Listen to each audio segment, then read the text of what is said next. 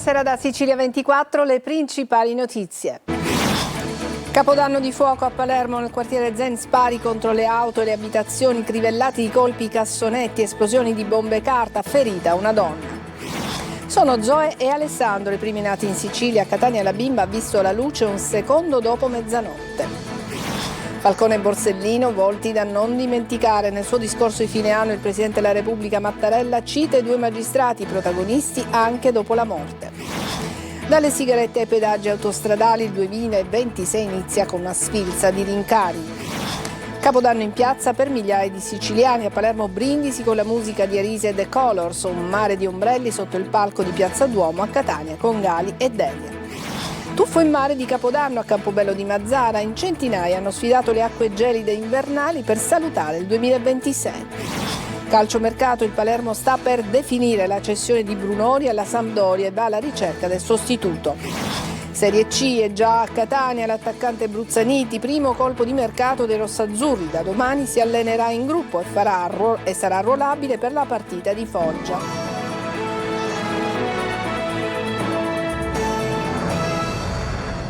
Bentrovati e buon Capodanno. Un Capodanno segnato da spari in una notte folle a Palermo. Spari contro i cassonetti, automobili parcheggiate, abitazioni nel quartiere Zen. Festeggiamenti folli, come vi dicevo, per l'arrivo del nuovo anno, che hanno causato anche il ferimento al collo di una donna raggiunta a un colpo mentre era seduta nel salotto di casa sua. Manlio Viola.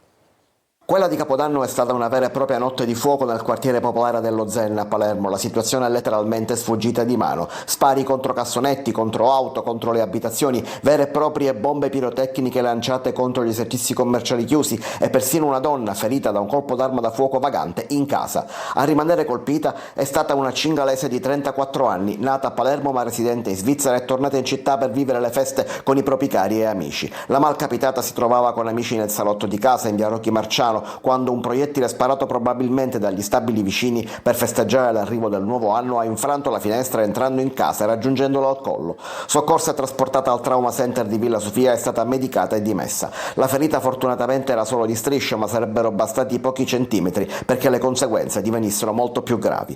Ma il bilancio della follia allo Zen è molto più vasto: auto parcheggiate e crivellate di colpi sparati con fucili a canne mozze, proiettili che finiscono sulle facciate degli stabili, in almeno un altro caso rischiando di ferire gli occupanti delle abitazioni, spari contro i cassonetti usati per il tiro a bersaglio e letteralmente crivellati di colpi, e infine la comparsa delle cosiddette bombe Gaza, veri e propri ordigni clandestini venduti come fuochi d'artificio, ma in grado di provocare incendi e danni rilevanti.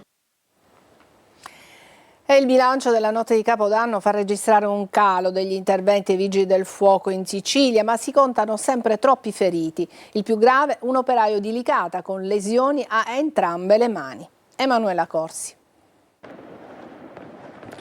Notte di botti e di paura in Sicilia, dove però il bilancio di Capodanno vede l'isola collocarsi tra le regioni con il numero più basso di interventi da parte dei vigili del fuoco. 4 i feriti per i botti nella notte a Messina. Un uomo di 37 anni ricoverato al Policlinico ha subito l'amputazione di 2 dita. Nell'Agrigentino un 23enne di Licata è rimasto ferito a causa dell'esplosione di un petardo, riportando gravi ustioni e lesioni a entrambe le mani. Durante la notte è stato trasferito urgentemente all'ospedale civico di Palermo, dove è stato sottoposto a un delicato intervento chirurgico. A Catania il bilancio dei botti di Capodanno è meno grave degli anni scorsi e nessuno dei feriti è stato ricoverato. All'ospedale Cannizzaro il paziente con le conseguenze più serie è un 25enne che a causa dello scoppio di un petardo ha riportato ustioni di secondo e terzo grado al volto e alla mano sinistra. 2 uomini sono stati medicati e dimessi per ferite d'arma da fuoco. Uno di loro, un 69enne della provincia, ha subito l'amputazione parziale di un dito della mano sinistra. Durante la notte, sempre a Catania, la polizia ha sequestrato 500 kg di fuochi d'artificio, destinati con ogni probabilità ad essere utilizzati in occasione dei festeggiamenti per la fine dell'anno. Il carico è stato scovato in più scatoloni nascosti nel bagagliaio di 3 auto, denunciati 4 uomini di Messina. Sono 7 i feriti per i botti di fine anno a Palermo. Al Policlinico Paolo Giaccone, tra il pronto soccorso e la chirurgia plastica, sono stati curati 4 uomini per traumi da scoppio. 3 provocati da petardi e 1 da una pistola. Tutti si sono feriti alle mani. 3 dei pazienti hanno perso parti di falange e sono stati ricoverati. 1 è stato medicato e dimesso. Inizio di anno con tanta paura invece per i condomini di un palazzo di via 20 settembre a Milazzo, a causa di un incendio causato probabilmente dallo scoppio di una caldaia nell'appartamento di una famiglia. Evacuato il palazzo dai vigili del fuoco. Non si sono registrati feriti, ma soltanto spavento. Capodanno con il fiocco rosa. Zoe è venuta al mondo un secondo dopo la mezzanotte al Garibaldi di Catania, seguita subito dopo dal messinese Alessandro. Sentiamo Tonino De Mana. Perché mio marito appunto ha visto un film e c'era una ragazza che si chiamava Zoe. Si chiama Zoe, pesa 2 kg e 780 grammi ed il suo nome è stato scelto da papà Stefano perché è appassionato del film in cui Zoe era la protagonista. Capodanno da Oscar all'ospedale Garibaldinesima a Catania, che festeggia il primo nato in Sicilia, battendo al photo finish Alessandro, nato all'ospedale Papardo di Messina un minuto dopo la mezzanotte. Zoe e l'equipe del reparto di ginecologia del Garibaldi, diretto dal professore Giuseppe Ettore, sono stati più rapidi. Un secondo dopo lo succare della mezzanotte, ecco il lieto evento per la felicità di mamma Paola. Sì, molto speciale.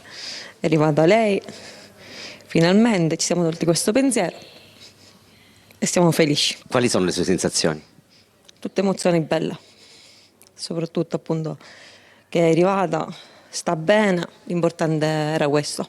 Zoe, terzogenita, sembra infastidita dalle luci ed aspetta la poppata, subito accontentata da mamma Paola. Parola allora a chi l'ha assistita. Una gioia immensa iniziare l'anno col primo nato qui a Catania. Devo dire che l'ostetricia di Inesima si conferma il primo punto nascita qui in Sicilia. Abbiamo superato anche quest'anno i 2000 parti. Abbiamo un team completo di assistenza sia per la mamma che per il bambino. Il nuovo anno si apre con una nascita carica di speranza.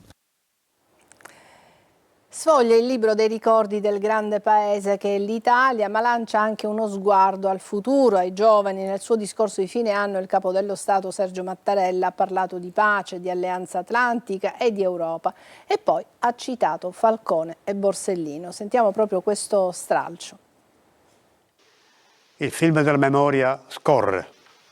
2 volti che non possiamo dimenticare.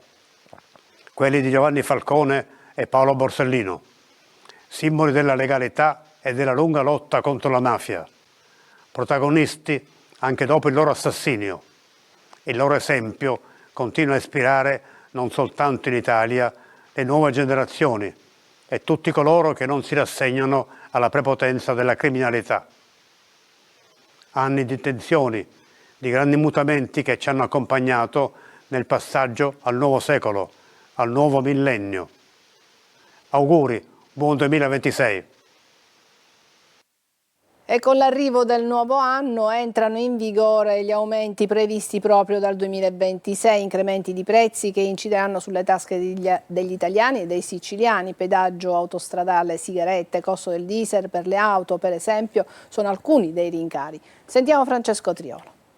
Dai pedaggi in autostrada alle sigarette, il 2026 si apre con una serie di rincari che non rendono certo felici gli italiani e i siciliani. Si parte dall'aumento dell'1,5% sulle autostrade, compresi quindi i pedaggi sulle autostrade siciliane, Messina, Catania, Siracusa e Messina, Palermo. La legge di bilancio ha introdotto anche l'aumento progressivo delle accise su sigarette e tabacco.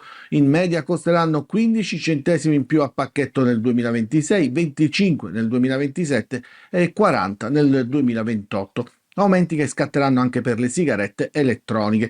Più caro anche il diesel per la parificazione delle aliquote delle accise, scatta una riduzione su quella della benzina di 4,05 centesimi di euro per litro e un corrispondente aumento di quella sul gasolio impiegato come carburante. L'impatto sui prezzi dovrebbe essere di circa 5 centesimi al litro. Sale l'imposta di soggiorno a discrezione dei comuni che potranno incrementarla fino a 2 euro per notte. Aumenti sono previsti anche sulle assicurazioni, sui pacchi, con un contributo di 2 euro sulle spedizioni sotto i 150 euro in arrivo da paesi extra Unione Europea, e raddoppia l'aliquota dell'imposta sulle transazioni finanziarie, la cosiddetta Tobin Tax.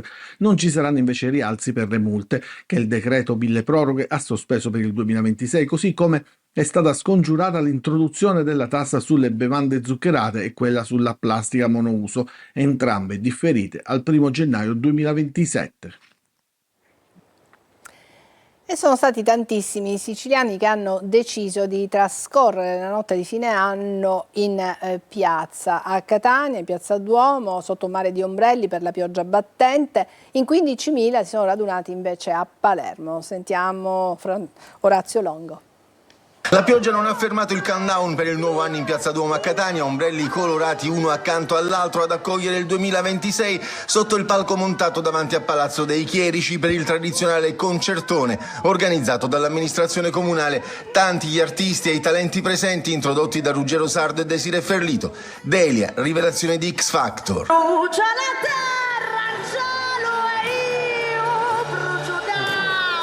Super ospite Gali tra i protagonisti della scena urban italiana. Quando mi dicono a casa, rispondo sono già qua. Tra i momenti più significativi la presentazione dello spot e del logo della candidatura di Catania a Capitale Italiana della Cultura 2028.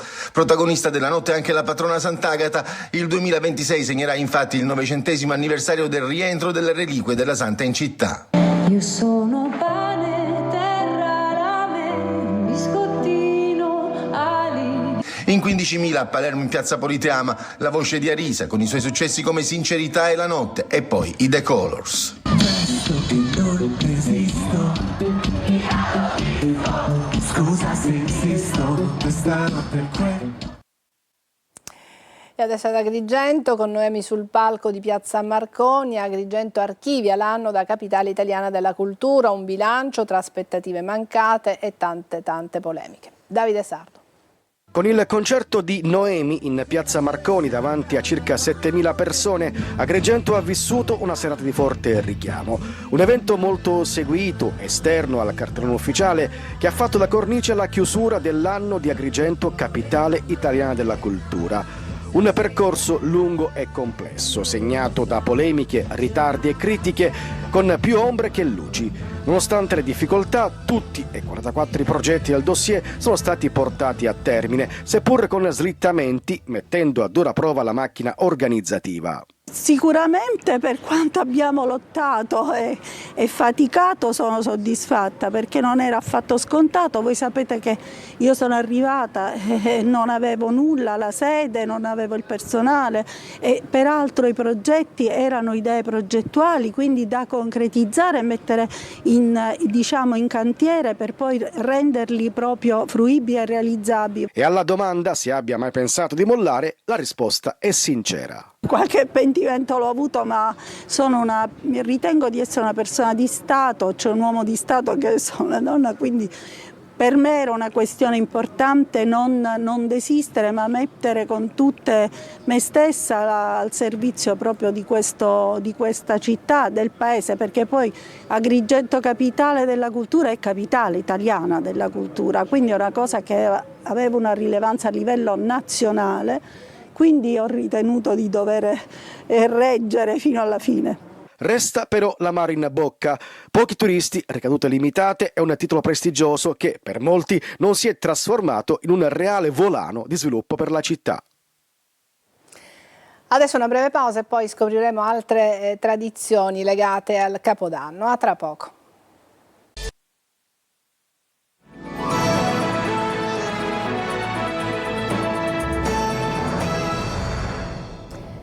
A Campobello di Mazara, alle Tre Fontane, si è rinnovato il rito del bagno di Capodanno. Ci dice di più Laura Spanò. Si è ripetuto sulla spiaggia di Tre Fontane in Campobello di Mazara il rito del bagno di Capodanno, arrivato ormai alla sua 10ª edizione. Hanno partecipato all'evento organizzato dall'associazione Stanchi ma non troppo e dalla Proloco Costa di Cusa 150 persone, adulti e bambini, uomini e donne, ma anche diversamente abili. L'iniziativa nata per gioco tra alcuni amici è diventata ormai occasione di promozione turistica per far vivere il mare d'inverno. Sulla spiaggia antistante il lido Monna Lisa Beach si sono radunati così a sfidare le acque gelide del mare di Tre Fontane atleti e gente comune proveniente dall'entroterra trapanese, ma anche molti turisti che si trovano in vacanza nella zona. Nonostante le folate di vento di scirocco e l'acqua fredda, il tuffo è avvenuto al termine del countdown e a suon di musica per dare così il benvenuto al 2026. All'iniziativa era presente anche il sindaco di Campobello di Mazara, Giuseppe Castiglione. C'è tanta voglia di augurare a ognuno per l'avvento del nuovo anno il meglio possibile, il bene per tutta la città. E oggi vi portiamo alle porte di Siracusa, nell'orto del convento dei Cappuccini di Melilli, alla scoperta del presepe vivente. Francesco Aloi.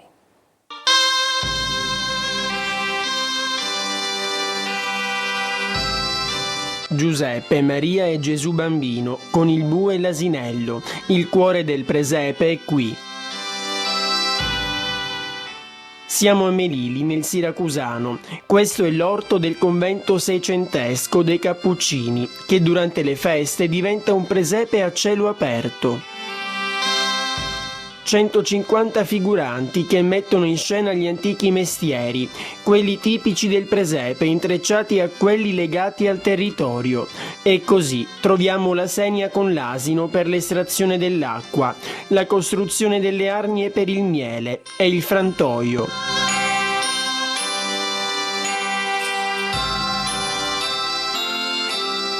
Questa è la 36esima edizione.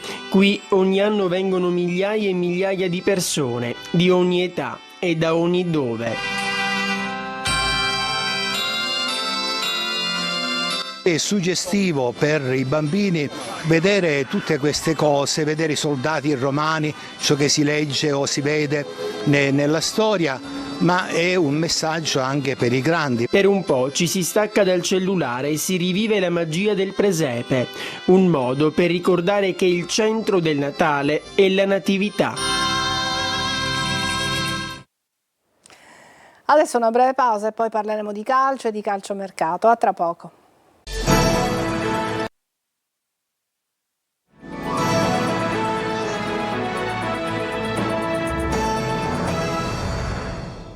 Eccoci allo sport. Domani prende il via la sessione invernale di calciomercato. Palermo sta per definire la cessione di Brunori, ma nel frattempo va alla ricerca del sostituto.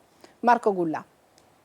Anno nuovo, attaccante nuovo. Il Palermo sta ormai definendo la cessione in prestito di Matteo Brunori alla Sampdoria, ma parallelamente è alla ricerca del sostituto. Il profilo più intrigante resta senza dubbio quello di Tramoni. Inzaghi lo conosce bene, avendolo allenato prima a Brescia e poi al Pisa. Gli ostacoli principali per arrivare al calciatore del Pisa sono due. Il primo riguarda la valutazione del club toscano, che si aggira intorno ai 6,5 milioni di euro, una cifra importante ma non insormontabile se la proprietà rosanero decidesse di puntare con decisione alla Serie A, come già accaduto in passato per altre operazioni. Il secondo problema è legato alla fiducia che Gilardino sta dimostrando nei confronti del calciatore.